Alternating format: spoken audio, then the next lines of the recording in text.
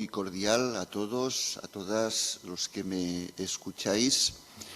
En este año jubilar del 150 aniversario de la muerte de Francisco Palau, el tema central de reflexión de la Cátedra Palau es la belleza. Se trata de un argumento interesante y atractivo que encuentra ciertamente motivos de inspiración en la experiencia y en los escritos de Francisco Palau. Es bien sabido que el centro de su vida y de su atención era la Iglesia. A partir de su experiencia personal de relación mística con ella, la va descubriendo como una realidad bella y amable, hasta convertirse en su cosa amada y entrar con ella en una relación de esponsalidad. En sus escritos, en particular Mis relaciones con la Iglesia, Francisco Palau proclama con insistencia la belleza de su amada la Iglesia. La importancia de la belleza en el cristianismo y en la teología no siempre ha sido suficientemente reconocida. En los últimos tiempos parece que se ha producido un cierto redescubrimiento. Por ejemplo, se ha resaltado su potencial evangelizador, incluso con la propuesta de la Via Pulchritudinis, el camino de la belleza, como estrategia de anuncio del Evangelio.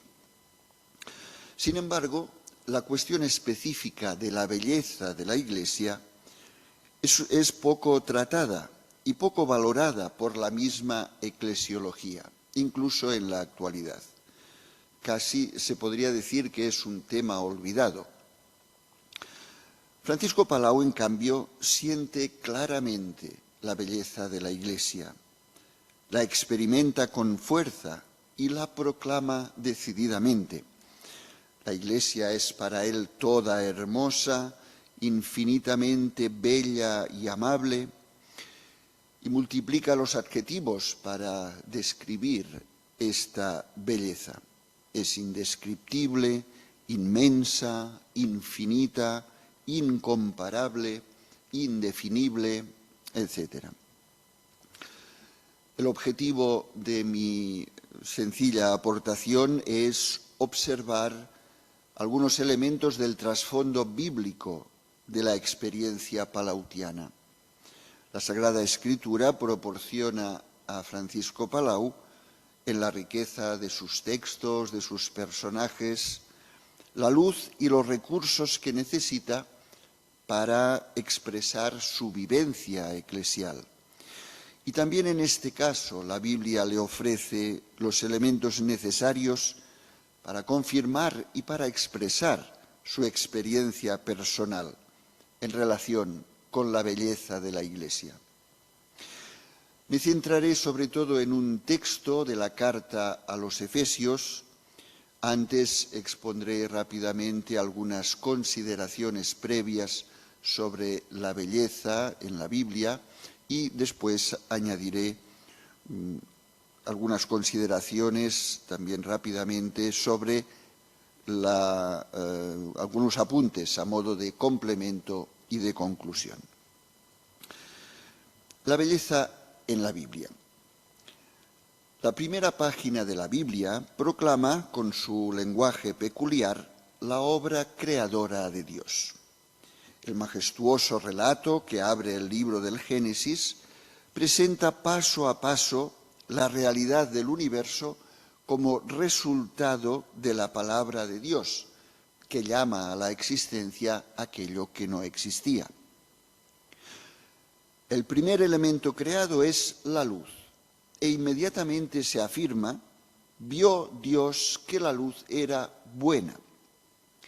El término hebreo usado es tov, que significa bueno en toda su variedad de matices, y también designa lo que es agradable, placentero, deseable, bello.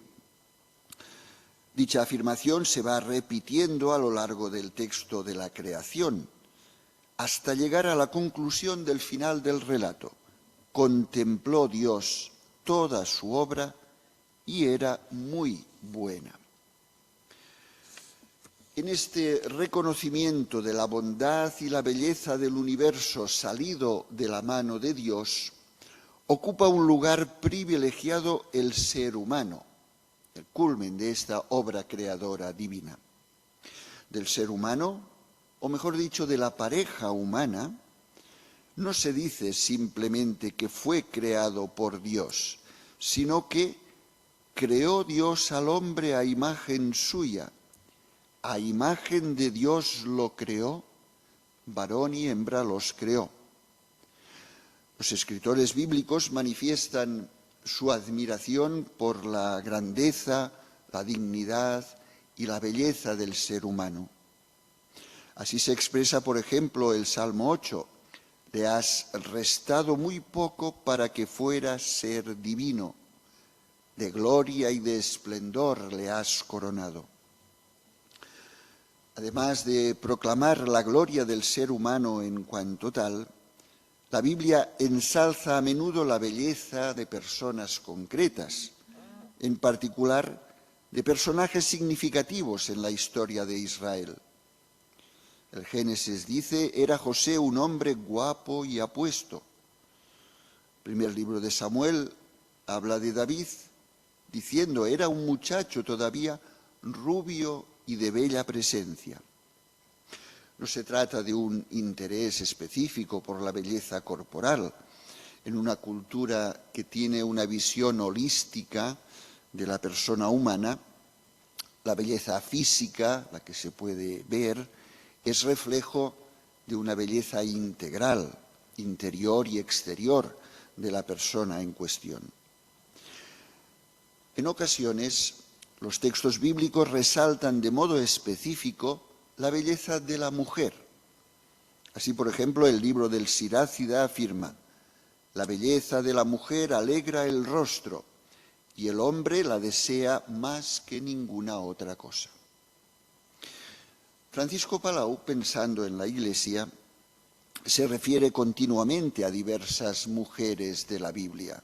Rebeca, Raquel, Débora, Esther, Judith, Sara, María. Una de las características que les atribuye con frecuencia es precisamente la belleza. Y no se trata de una idealización que él haya creado o imaginado, sino que los mismos textos bíblicos le ofrecen la base para esta atribución.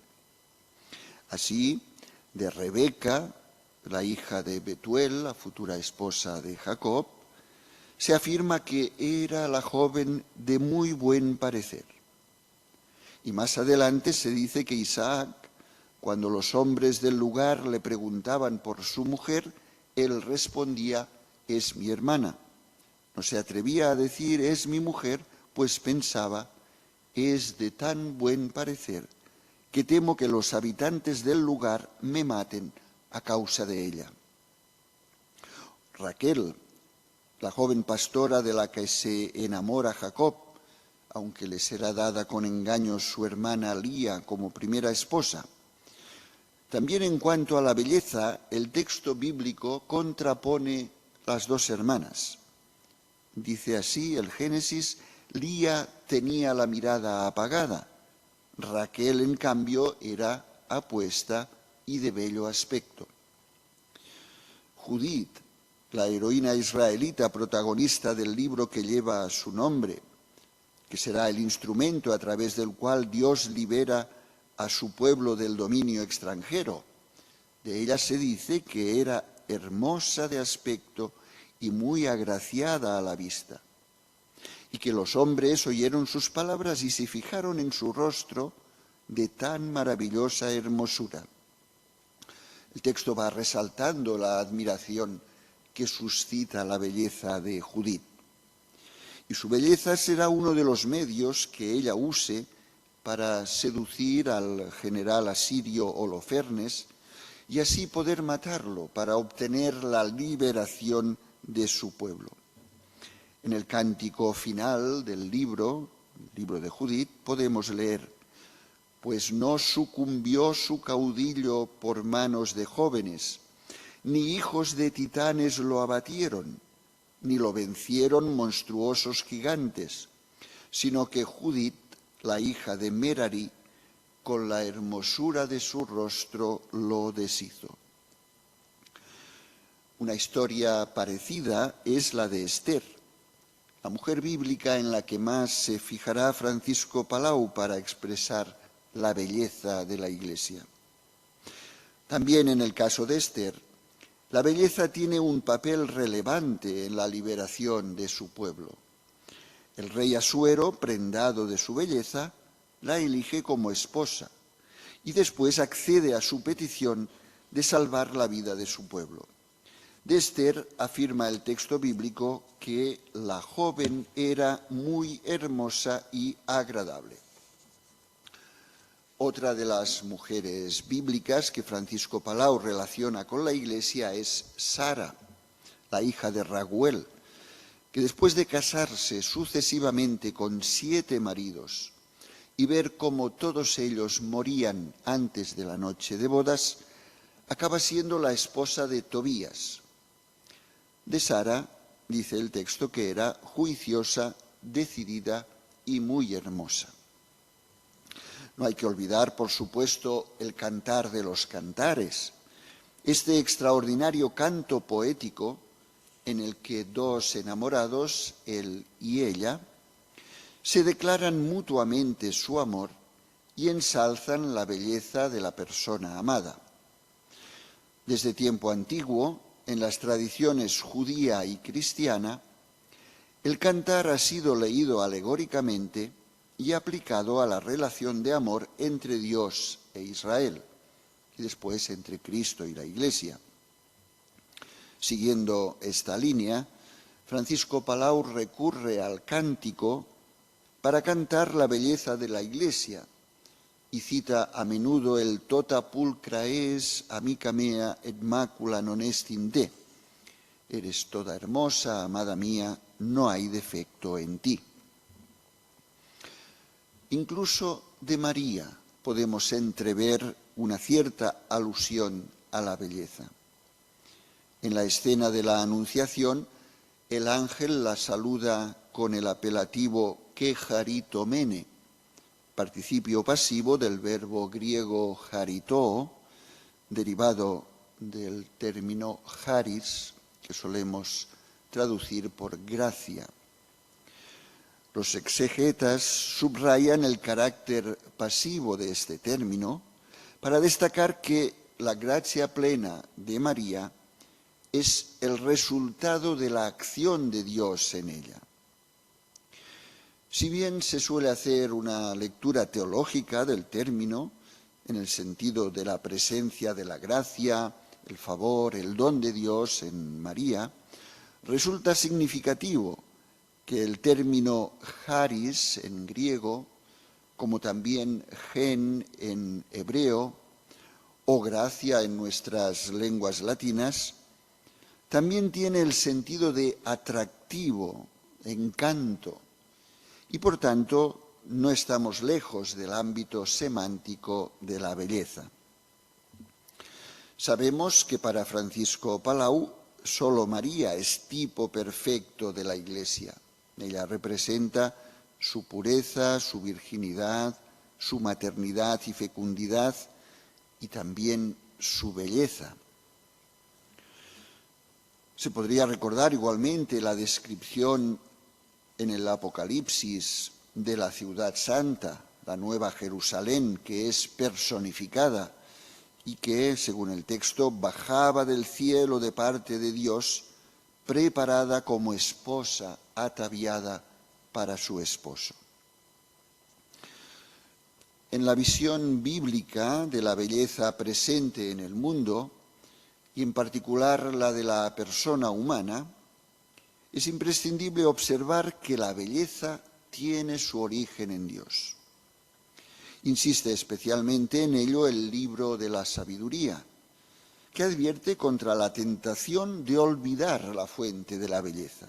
Dice así: «Si encantados por su hermosura tomaron esas cosas por dioses, conozcan cuánto más hermoso es el soberano de todas ellas, pues el autor de la belleza las creó. Partiendo de la grandeza y hermosura de las criaturas, se contempla por analogía a su hacedor. Esta idea es especialmente significativa para Francisco Palau, que contempla la belleza de la Iglesia en relación directa con la vida que ésta recibe de su Creador. La Iglesia, creada por Dios a su imagen y semejanza, refleja la belleza divina. Así, Palau ve en Rebeca, como figura de la Iglesia, la imagen y la belleza de la divinidad. Y siente que ella misma, la Iglesia, le dice: eres amable cuanto lo es Dios, eres bello y hermoso como Dios, porque esa belleza no es más que la de Dios mismo impresa en el hombre y comunicada a la criatura. Por todo ello, Palau puede comparar la belleza de la Iglesia con la belleza de Dios mismo. La Trinidad ha impreso en ella su imagen y es bella como Dios, amable como la divinidad. Palau ve la Iglesia en la figura de una mujer joven, virgen y bella como la misma divinidad. Pero vamos al texto central. El lugar del Nuevo Testamento donde se habla más claramente de la belleza de la Iglesia se encuentra en la carta a los Efesios, una carta que en sí misma tiene un rico contenido eclesiológico.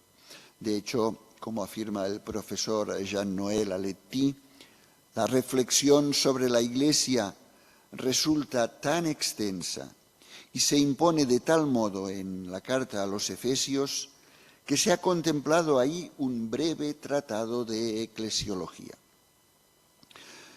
El fragmento en cuestión, capítulo 5, versículos del 25 al 27, forma parte de una sección que se abre con la exhortación a los lectores a someterse unos a otros por reverencia a Cristo. Es el versículo 21. Y que después va aplicando sucesivamente dicho principio a los diversos miembros de la familia, entendida en un sentido amplio: esposas y maridos, hijos y padres, esclavos y amos. Pues bien, en la parte dedicada a los maridos aparece una reflexión más elaborada sobre la relación entre Cristo y la Iglesia.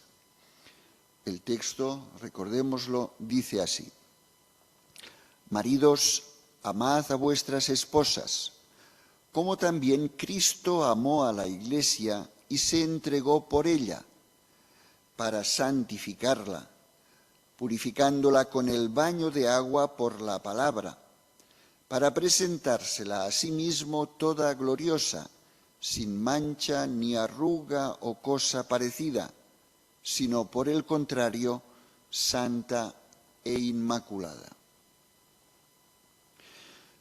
Así pues, más allá del planteamiento parenético inicial de esta perícopa sobre las relaciones entre marido y mujer, resulta evidente el interés mucho más amplio del texto, en sentido cristológico y eclesiológico. En realidad, la mirada se centra más en la relación entre Cristo y la Iglesia que en la relación entre marido y mujer. El texto expone el proceso redentor de Cristo en beneficio de la Iglesia por medio de la imagen esponsal. De hecho, nos hallamos en la sección de la carta a los Efesios donde se habla más explícitamente de la Iglesia. Basta observar que el término iglesia, aparece en 9 ocasiones en toda la carta y 6 de ellas se encuentran en estos 13 versículos, del 21 al 33. La relación mutua entre marido y mujer es vinculada aquí a la relación entre Cristo y la Iglesia. La Iglesia es presentada en términos personales, como una figura humana, femenina, lo mismo que hará repetidamente Francisco Palau. Al igual que en toda la carta, el texto no se refiere aquí a una comunidad concreta, sino a la Iglesia entera. Vamos pues a observar algunos detalles de este pequeño fragmento. Primera afirmación es que Cristo amó a la Iglesia y se entregó por ella, versículo 25. Después de la exhortación inicial a los maridos a amar a sus mujeres, y en relación directa con esta, empieza la reflexión eclesiológica. La primera afirmación, el punto de partida, es que Cristo amó a la Iglesia. El verbo agapao, amar, en el sentido más típicamente cristiano del término agape, que es distinto de eros o de filía, será, de hecho, el hilo conductor de esta sección. La invitación a los maridos a amar a la esposa se repite hasta 3 veces en pocos versículos. Sabemos que en el mensaje del Nuevo Testamento todo procede del amor de Dios manifestado en Cristo, este amor que, según el Evangelio de Juan, llega hasta el extremo. Efesios 5:25 es el único texto del Nuevo Testamento donde el amor de Cristo tiene como destinatario explícito la Iglesia. El amor de Cristo a la Iglesia es propuesto, como digo, como modelo del amor del marido a la esposa. Lo que resulta más original en nuestro texto es que el proceso salvador realizado por Cristo en la cruz, en el misterio pascual, es descrito con el simbolismo esponsal, aunque no se llega a hablar explícitamente de la Iglesia como esposa. Inmediatamente se concreta cómo se ha manifestado el amor de Cristo a la Iglesia. Se entregó por ella. Las dos frases están coordinadas con la partícula copulativa kai, griego, y que tiene aquí un sentido más bien explicativo o epexegético. Cristo amó a la Iglesia entregándose por ella, podríamos traducir. La donación de Cristo es una afirmación frecuente en el Nuevo Testamento. En ocasiones se explicita que la entrega de Cristo tiene que ver con el amor. El Evangelio de Juan lo formula con la conocida frase: nadie tiene mayor amor que el de quien da la vida por sus amigos. En la carta a los Gálatas, el apóstol Pablo había ya unido el amor y la entrega de Cristo. Dice en Gálatas 2:20, vivo en la fe del Hijo de Dios, que me amó y se entregó a sí mismo por mí. Como en nuestro texto, como en Efesios 5:25, el amor de Cristo y su entrega están directamente relacionados. Y lo mismo ocurre al inicio de este capítulo 5.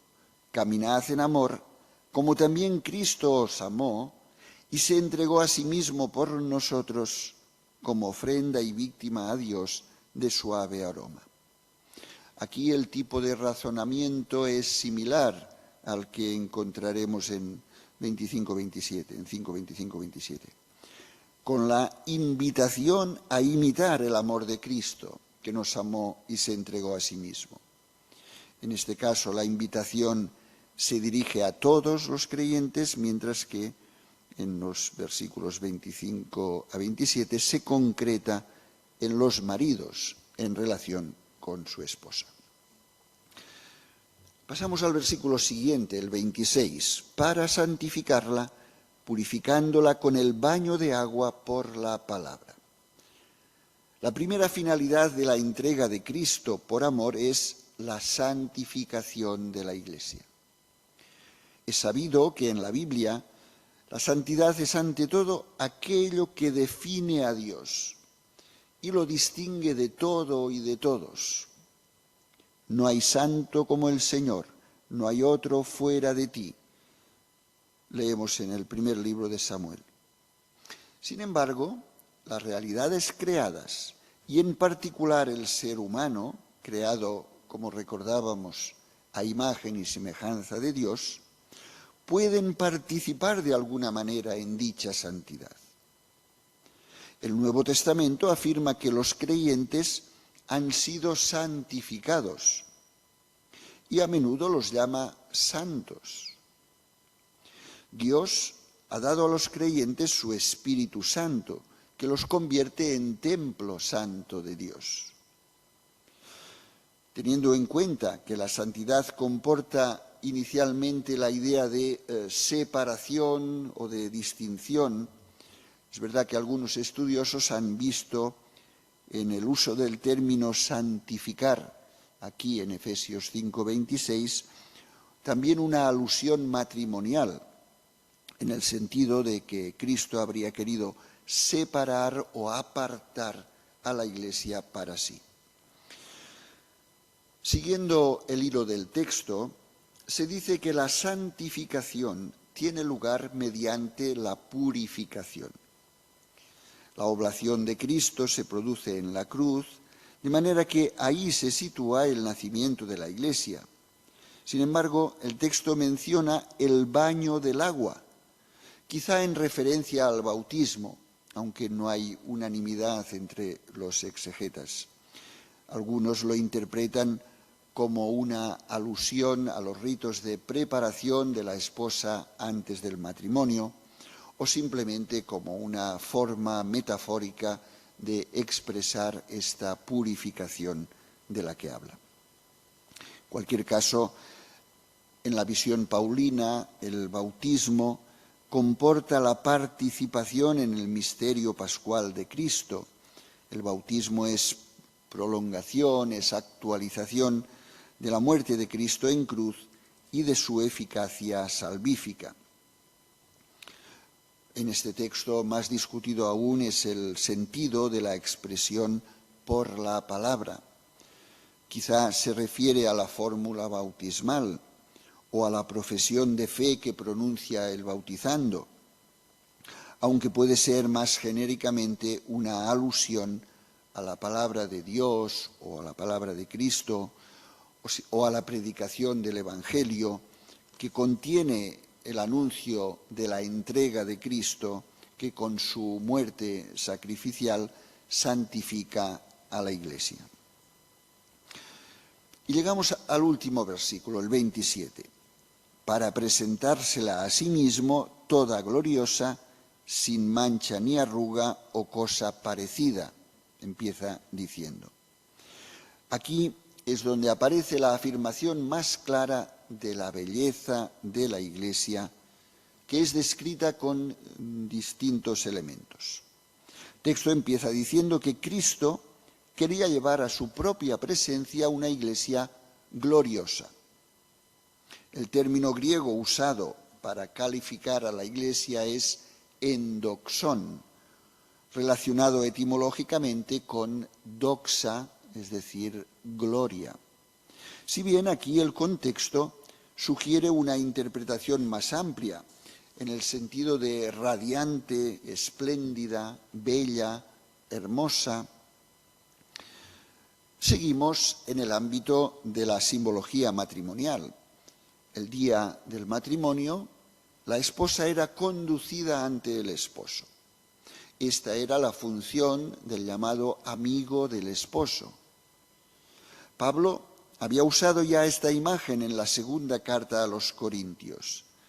Dice así: estoy celoso de vosotros con celo de Dios, porque os desposé con un solo marido para presentaros como virgen pura a Cristo. El capítulo 11, al inicio.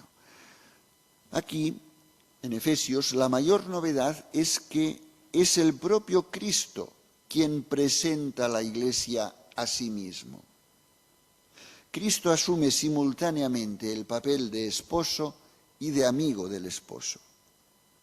El texto subraya esta iniciativa de Cristo, que no espera a que la esposa le sea presentada.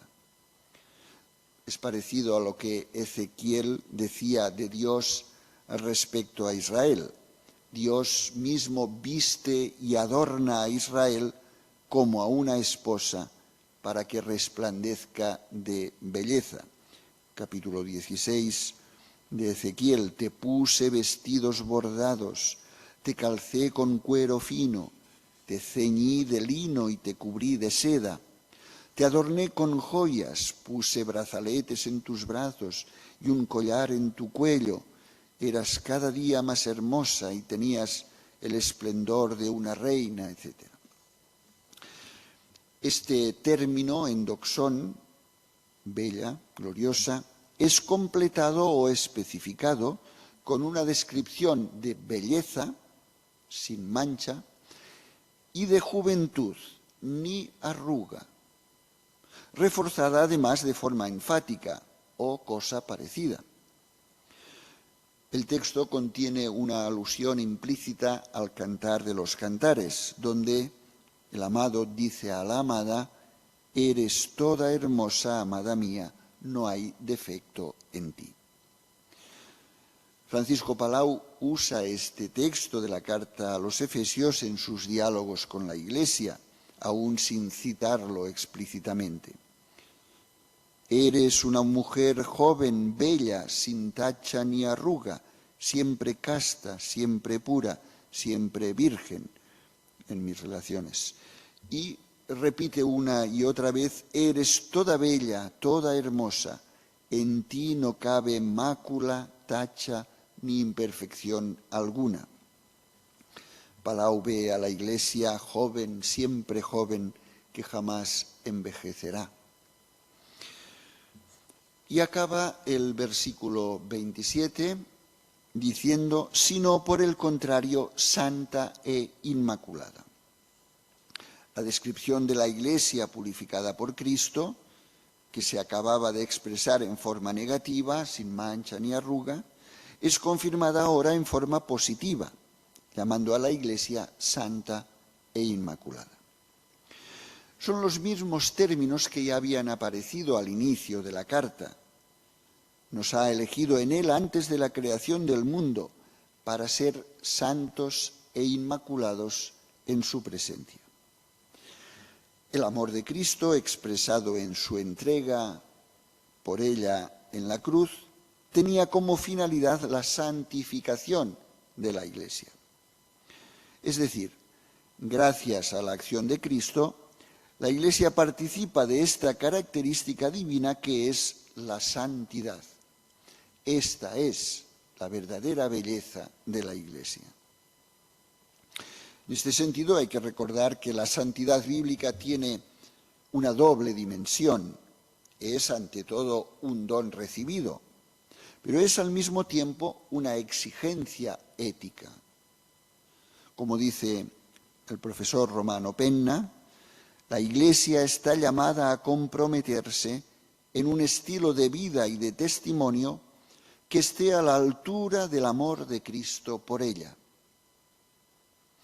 Así se puede decir, en este caso, de la belleza de la Iglesia, que tiene en primer lugar una dimensión objetiva que procede de Cristo, pero tiene también una dimensión moral que proviene de su correspondencia a las peticiones de Cristo. Ante la dificultad evidente de reconocer en la Iglesia visible e histórica esta imagen descrita por la carta a los Efesios, no pocos estudiosos piensan que el texto no describe la realidad actual de la Iglesia, sino lo que estaría destinada a ser en el futuro definitivo. Se trataría, pues, de un anuncio escatológico. La Iglesia sería gloriosa, santa e inmaculada al final de los tiempos.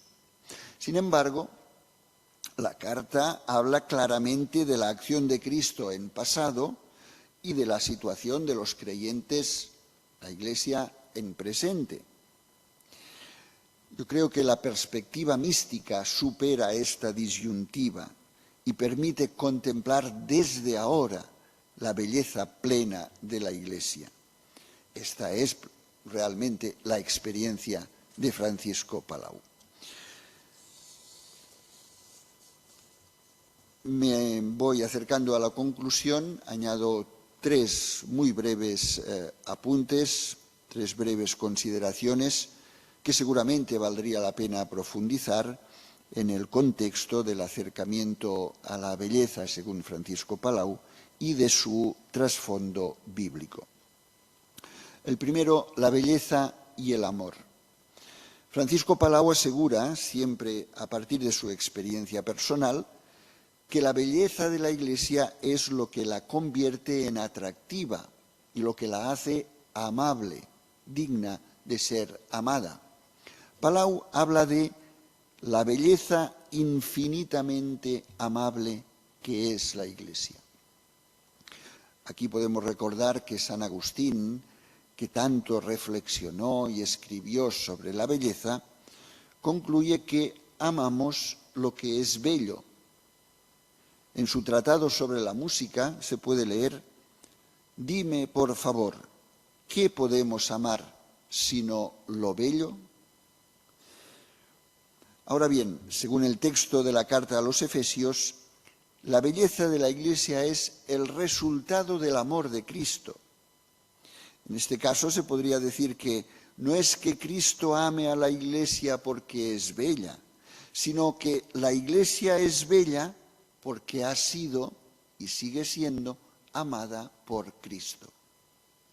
La belleza de la Iglesia no es previa al amor de Cristo, es la consecuencia de dicho amor. Un segundo elemento, belleza y relación. En una sesión anterior de este ciclo palautiano, Francesc Torralba ofreció una interesante reflexión sobre la belleza del encuentro y habló sobre los elementos y las condiciones que convierten una relación humana en una experiencia bella. Efectivamente, el encuentro interpersonal es fuente de belleza, visto desde una perspectiva humanista y mucho más desde una visión cristiana. También la experiencia mística se entiende desde este planteamiento. No se trata de una búsqueda de la satisfacción personal o del gozo en la contemplación de la belleza, sino que contiene o provoca un deseo de encuentro pleno, de relación profunda. También por eso los místicos usan tan habitualmente la metáfora del matrimonio, que sugiere inmediatamente la realidad del encuentro, de la relación interpersonal.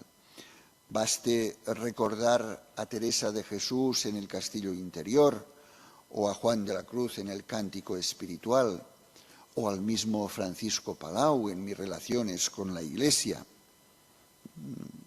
Recuerdo que aquí, en mis relaciones con la Iglesia, como pasa en el Cantar de los Cantares bíblico, la belleza no es descrita ante un tercero, sino que es expresada directamente al amado o a la amada.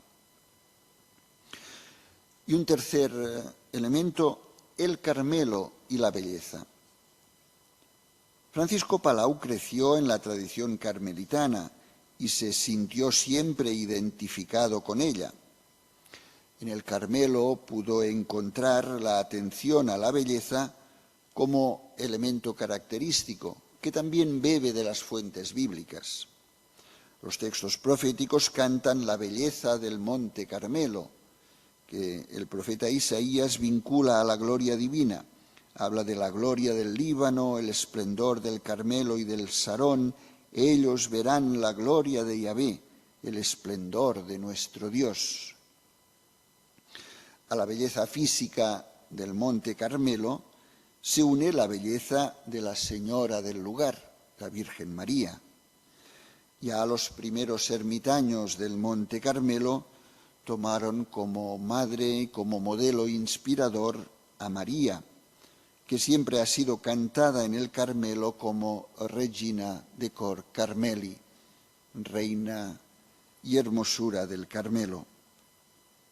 Teresa de Jesús proclama con admiración y entusiasmo la belleza del alma, la belleza del castillo interior, esta grandeza incomparable de la persona humana.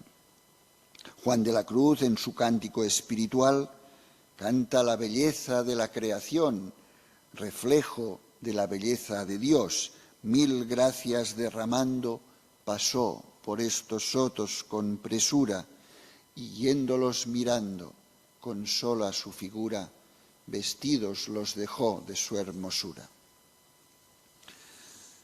Concluyo con una invitación misionera. A lo largo de la historia del cristianismo, sobre todo en el ámbito occidental, se ha puesto habitualmente el acento en la transmisión de la verdad. Sin embargo, no hay verdad sin belleza. Por ello es necesario recuperar la vía pulcritudinis como medio evangelizador. El Papa Francisco, en Evangelii Gaudium, dice: es bueno que toda catequesis preste una atención especial al camino de la belleza. Anunciar a Cristo significa mostrar que creer en Él y seguirlo no es sólo algo verdadero y justo, sino también bello, capaz de colmar la vida de un nuevo resplandor y de un gozo profundo, aún en medio de las pruebas. Algunos años antes, en su asamblea del 2006, el Consejo Pontificio de la Cultura propuso recurrir a la vía pulcritudinis como camino de evangelización de las culturas y de diálogo con los no creyentes, a llegar hasta Cristo, que es el camino, la verdad y la vida, con la conciencia añadida de que la vía de la belleza, a partir de la experiencia simple del encuentro con la belleza que suscita admiración, puede abrir el camino a la búsqueda de Dios y disponer el corazón y la mente al encuentro con Cristo, belleza de la santidad encarnada, ofrecida por Dios a los hombres para su salvación. Anunciar la belleza de la Iglesia para que fuera conocida y amada era la misión a la que se sentía llamado el padre Palau. Leemos en mis relaciones: mi hijo te la ha dado por esposa para que hagas de su belleza la descripción y para que escribiendo y predicando de ella la conozca el mundo, la ame y deje de odiarla y perseguirla. O también, mi misión se reduce a anunciar a los pueblos que tú, la Iglesia, eres infinitamente bella y amable, y a predicar que te amen. Será para mí no un trabajo, sino una satisfacción revelar y manifestar a los hombres tu inefable hermosura. Él está convencido de que quien contemple la verdadera belleza de la Iglesia no podrá sino amarla. Si ven los hombres tu indescriptible belleza, te amarán, oh paloma mía, sí, te amarán. Pues que la experiencia y el ejemplo de Francisco Palau nos ayuden a redescubrir, a mantener y a proclamar la belleza de la Iglesia, reflejo de la belleza divina. Muchas gracias por vuestra escucha y vuestra atención.